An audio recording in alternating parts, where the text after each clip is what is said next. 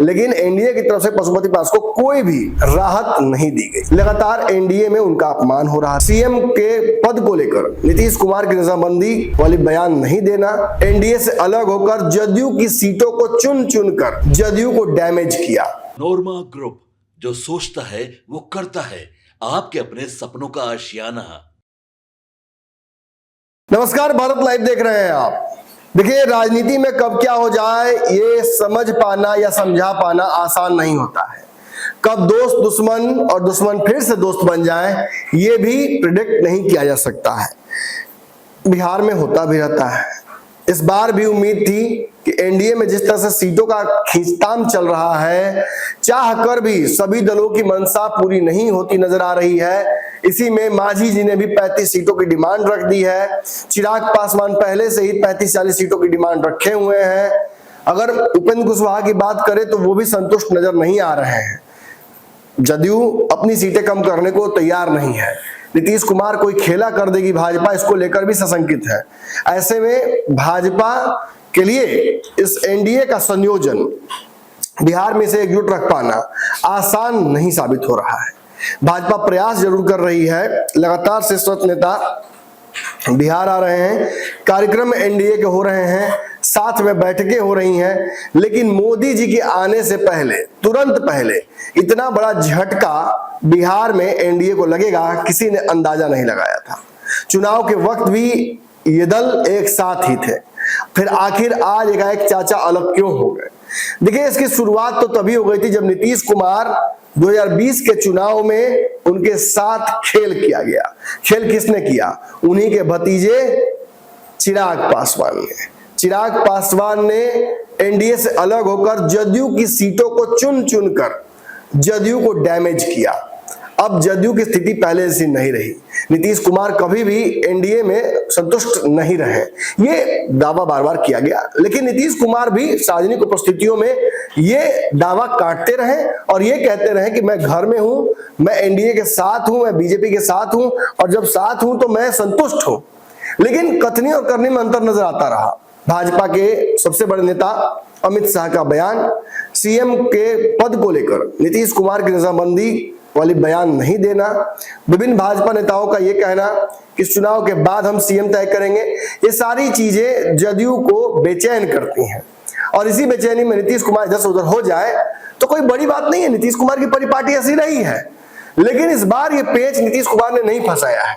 जी हाँ, जिस चाचा को आप सोच रहे हैं वो चाचा नहीं, बल्कि दूसरे वाले चिराग पासवान के अपने सगे चाचा पशुपति पारस।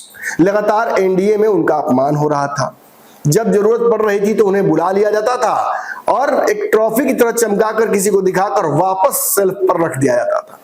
पशुपति पारस इससे नाराज भी थे। देखिए, ये सच बात है कि पशुपति पारस ने पार्टी तोड़ ली, अपने पाले में चिराग पासवान के सारे सांसदों को कर लिया, लेकिन वो सांसद बच्चे तो थे नहीं। अगर पशुपति पारस के साथ गए तो होशो हवास में ही गए होंगे। इनमें से एक सांसद को चिराग पासवान ने वापस टिकट दे दिया, लेकिन परिवार के बीच की रंजिश रह गई। उसे किसी ने दोस्ती या फिर पुनः जो सुखमय रिश्ते हैं उसमें तब्दील नहीं करने की कवायद की। और अब स्थिति यह है कि पशुपति पारस और चिराग पासवान के बीच एक बहुत लंबी दरिया खिंच गई है।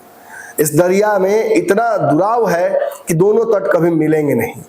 कई बार अलग अलग महकमों से ये खबरें आई कि दोनों परिवार एकजुट हो सकता है, लेकिन हाल ही में एक बार फिर से चिराग पासवान के जो पुस्तैनी गांव है अलौली, वहां पर जो साहबनी जगह है, वहां पर चिराग पासवान और उनके पिताजी और उनके परिवार का पुस्तैनी जो मकान है उसको लेकर जो विवाद हुआ, इस विवाद के बाद ये जो छींटाकशी एक दूसरे पर करने लगे, इससे ये कंफर्म हो गया कि परिवार एकजुट नहीं होगा। अलौली की सीट पर जहां चिराग पासवान अपने भगिने को चुनाव लड़ना चाहते हैं, वहीं दूसरी तरफ से उनके चाचा के पुत्र यानी उनके चचेरे भाई यश राज का चुनाव लड़ना लगभग तय है। यश राज एनडीए से चुनाव नहीं लड़ पाएंगे, क्योंकि यह सीट जब तक चिराग पासवान एनडीए में है निश्चित ही उन्हीं को पहली प्राथमिकता मिलेगी। पिछली बार भी हाजीपुर की सीट पर यही हुआ था। पशुपति पारस एनडीए में आज तक जरूर रह गए, लेकिन एनडीए की तरफ से पशुपति पारस को कोई भी राहत नहीं दी गई, कोई बीच बचाव नहीं किया गया। यहां तक कि 5 के 5 सांसदों के टिकट काट दिए गए और सब चिराग पासवान को दे दिया गया। ऐसे में इस नाइंसाफी के खिलाफ कई बार आवाज उठाने के बावजूद एनडीए में लगातार वो बने थे, लेकिन अब उनका हिम्मत जवाब दे गया। एनडीए की लगातार बेरुखी से उन्होंने तंग आकर आज एक शक्ति प्रदर्शन किया और बाबा साहेब की जयंती पर उन्होंने तय कर दिया कि अब वो एनडीए का हिस्सा नहीं रहेंगे। उन्होंने एनडीए छोड़ दी ऑफिशियली और साथ ही साथ तेजस्वी यादव को यानी अपने दूसरे भतीजे को बिहार का मुख्यमंत्री बनाने का प्रण भी ले लिया। देखिए, तेजस्वी मुख्यमंत्री बनते हैं कि नहीं बनते हैं ये तो समय बताएगा, चुनाव के बाद के फैसले बताएंगे, लेकिन अपने पुत्र के लिए ये सब कुछ कर कर अलौली से महागठबंधन से टिकट जरूर फाइनल कर लेंगे पशुपति पारस, ऐसा नजर आ रहा है। सूरजभान सिंह, प्रिंस पासवान और बाकी नेताओं को इस एनडीए छोड़ने से और इस शक्ति प्रदर्शन से या नीतीश कुमार और नरेंद्र मोदी और चिराग पासवान के खिलाफ युद्ध छेड़ने से क्या फायदा होगा ये तो आप बेहतर समझ सकते हैं। लेकिन इतना जरूर तय है कि आज जिस बात की काफी दिनों से संभावना बनी हुई थी कि एनडीए छोड़ देंगे चाचा, उन्होंने फाइनली आज एनडीए छोड़ दी। आपके सपनों को हमने सजाया है, ई होम्स पैनोरामा को हमने बनाया है। ई होम्स मेरा एक सपना था जिसपे मैं पिछले 4 साल से काम कर रहा था। हमने जो बनाया है वो सबने है माना। ई होम्स पैनोरामा में हो आपका भी आशियाना। और फाइनली हमने 2021 में इस प्रोजेक्ट को लॉन्च किया। बहुत लोग अप्रिशिएट कर रहे हैं कि पूर्णिया जैसे शहर में, बिहार के, एक तो बिहार की बात करें उसमें भी पूर्णिया जैसे छोटे जगह में इस तरह का लाइफस्टाइल देना, ये सुन के हम लोगों को बहुत अच्छा लगता है। ई होम्स में हमने कुछ और भी किया है, जैसे हम जिस जगह में रह रहे हैं हमारे फैमिली सिक्योर हो, उनको सिक्योरिटी का ध्यान में रखा है। आपकी सुविधा और सुरक्षा आपके लिए खास है, ये आपका विश्वास है। इसमें आर्टिफिशियल इंटेलिजेंस का 7 लेयर सिक्योरिटी का हमने इस्तेमाल किया है। लस ग्रीन कैंपस को बनाया है, यदि हमारा बाउंड्री वाल है तो वो वर्टिकल गार्डन है।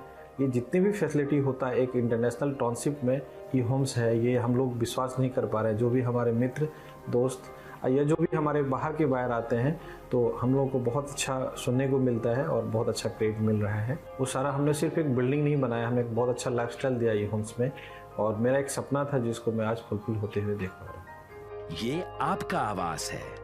ई होम्स पैनोरामा में अब आपका निवास है। E Homes Panorama, luxurious lifestyle redefined.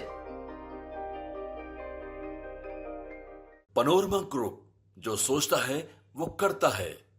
अगर ये वीडियो पसंद आई और वह बिहार के राजनीति और बिहारियत से सरोकार रखेनी तो सब्सक्राइब बटन दबा के चैनल के सब्सक्राइब कर ली। ओजे एगो घंटी बा, ओकरा बटन दबा देला से कुल सटीक और मारक खबर रुआ मुफ्त में मिल जाई।